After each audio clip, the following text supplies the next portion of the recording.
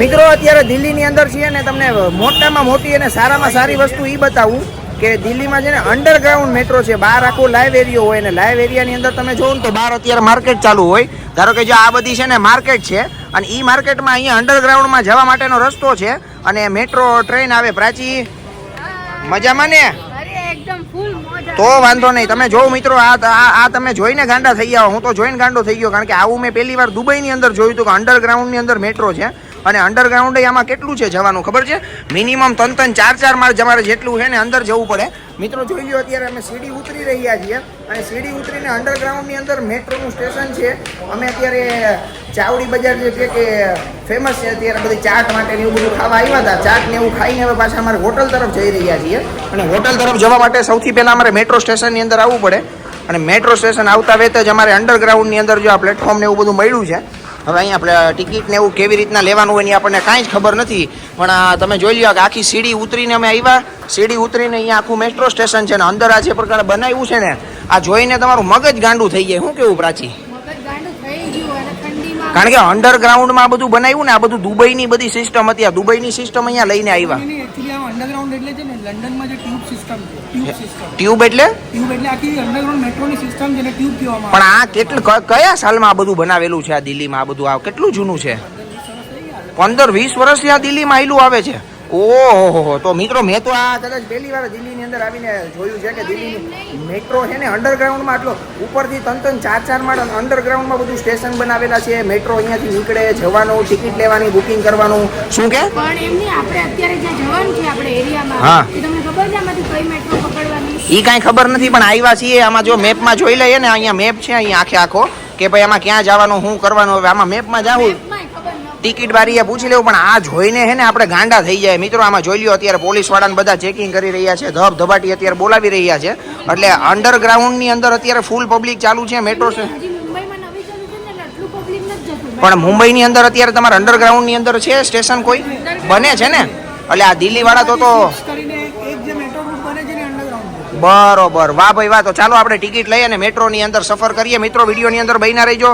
દિલ્હીની મેટ્રોની સફર કરાવું છું. તો વાંથી અમે લોકોએ ટિકિટ લીધી. હવે ટિકિટ લઈને અહીંયાથી એસ્કેલેટર ઉપરથી તમે જોવું મિત્રો કે આ અંડરગ્રાઉન્ડની અંદર કેટલા માળ બનાવેલા છે. ઓહો, આ ઉપર 1, 2 ને 3 ને 4 માળ ને ઉપરથી પછી આમ ઉતરીને આવો એટલે મિનિમમ આ 6 માળ જેટલું અંડરગ્રાઉન્ડની અંદર છે. પ્રણવભાઈ આ તો ગજબની સિસ્ટમ ન બનાવી કહેવાય.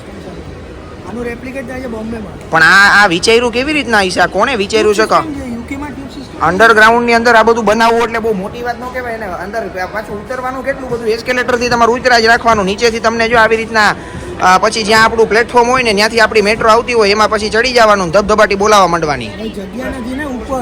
ઉપર જગ્યા નથી પણ આ જ્યારે બનાવ્યું હોય છે ત્યારે કેવું થયું હોય છે? અંડરગ્રાઉન્ડમાં આ બધું બનાવવું એટલે આ બધું કેટલું વિચારવું પડે, કેવડા મોટા પ્રોજેક્ટ બનાવડાવવા પડે. અહીંયાથી અમે સીડી ઉતરા. અમારી એસ્કેલેટર પરથી ઉતરીને અમારી 1 નંબર ઉપર અમારી ટ્રેન આવવાની છે જ્યાં અમારે જવાનું છે. એટલે આ મેટ્રો અંડરગ્રાઉન્ડની અંદર જ કામ કરે. એટલે મેટ્રો બહાર આવતી જ નહીં હોય એટલે બધું અંદર જ કામ કરે છે. ઓહો, તો આ સિસ્ટમ મિત્રો તમે જોઈને ગાંડા થઈ ગયા. હવે અમારી મેટ્રો ટ્રેન આવે છે. જો આ ટ્રેન આવી ગઈ છે અને ટ્રેન ફૂલ પાછી સ્પીડમાં છે, ધબધબાટી બોલાવે છે. હવે આમાં ચડી જવાનું. આમાં ગમે એમાં ચડવાનું કે આમાં કોચ હોય? પ્રણવભાઈ ઓટોમેટિક આમાં દરવાજા જેલા ખુલે. બરોબર, આ ખુલે અને પછી આપણે સીધી એન્ટ્રી મારવાની. અંદર ખચો ખચ જ ભર્યા છે જો અત્યારે. એ છે ને સેટિંગ જો દરવાજા પણ એવી રીતના જ મૂકેલા છે કે દરવાજા આગળ જ ખુલે. બરોબર છે. જો આ ટ્રેન અમારી ઓપન થાય ને એટલે ભેગું સીધું ચડી જ જવાનું છે. એમાં કોઈ બીવાનું થતું જ નથી. ચાલો મિત્રો, જો આ મેટ્રોમાં ચડ્યા છીએ અને આખી મેટ્રો આ રીતની છે. ડુ નોટ સીટ હિયર લખેલું છે અહીંયા. પણ આપણે તો 2 મિનિટમાં પહોંચી જશું એટલે વાંધો નથી. શું કેવું છે? યસ, અહીંયા બધા રૂટ આપેલા છે કે ક્યાં કઈ રીતની છે, લાઈન આપેલી છે અહીંયા. પણ આ મેટ્રો જો મિત્રો આ તમારી સિસ્ટમ જોઈને છે ને મગજ ગાંડું થઈ જાય. પટેલ ચોક દિલ્હીમાં ક્યાં છે? અચ્છા, આ રહ્યો પટેલ ચોક. તો અમારે જે સ્ટેશન ઉપર ઉતરવાનું છે એના પછીનું સ્ટેશન છે રાજીવ ચોક. આ છે ન્યૂ દિલ્હી છે જ્યાં એરપોર્ટનું કનેક્શન બી આપેલું છે ડાયરેક્ટ. પણ આમાં મગજ ગાંડું ન થઈ જાય પ્રાચી?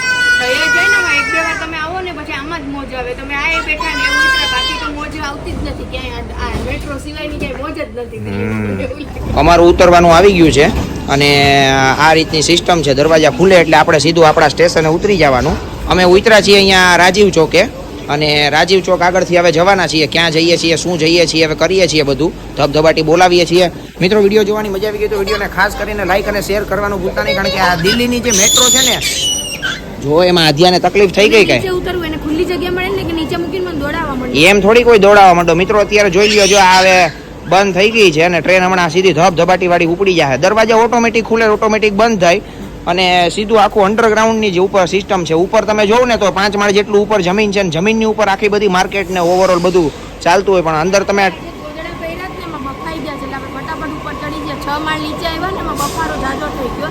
હા તે ભલે ને, હાલો ને ભાઈ, પણ આખું સેન્ટ્રલ એસી હોવું જોઈએ, તો આમાં તોય કેમ બફારો થાય છે એટલો? એ જ છે, અહીંયા વધારે ગરમી થાય છે, મે બી કદાચ કુલિંગનો ઇશ્યુ હશે. 100% કાંઈ વાંધો નહીં. ચાલો હવે આ બંધ રાખતા 100% અને દિલ્હીની મેટ્રો સ્ટેશનની અંદર ધબધબાટી બોલાવી છે. તમને વિડીયો જોવાની મજા આવી ગઈ તો વિડીયોને લાઈક અને શેર કરવાનું ભૂલતા નહીં.